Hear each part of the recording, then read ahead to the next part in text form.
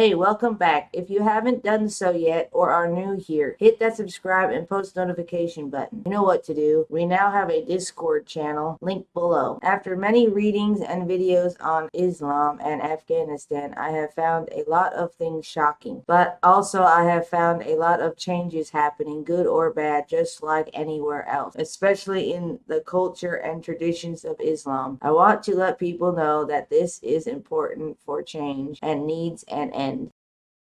Begin by first noting that daily life for women in Afghanistan has changed radically by going back to the 1960s, where wearing the veil was voluntary, with some women pushing the boundaries of society's traditionally conservative fashion by wearing miniskirts. Women found employment in offices and shops, and some women received a college education. The 1960s Afghanistan was known as the Golden Age of Afghanistan. Now let's fast forward to the 1970s when the Soviet-Afghan War started and the USA was helping the rebels. I'm not going to butcher the name by trying to pronounce it, so I'll just leave it here and call it the M Rebels, and sending billions in financial aid and weapons to Pakistan, who was funneling resources to the M Rebels next door. After the Soviet Union withdrew, fighting continued, and some of the M Rebels formed a new group, which we know today as the Taliban. So, if you look at it, in a way, we, as Americans, after the Soviet Union withdrew, fighting continued, and some of the M rebels formed a new group, which we know today as the Taliban. So, if you look at it, in a way, we, as America, helped the Taliban, and Afghanistan plunged deeper and deeper into chaos and terror. Taliban might have been forced from power in 2001, but today the Taliban is stronger than ever and exercises control or influence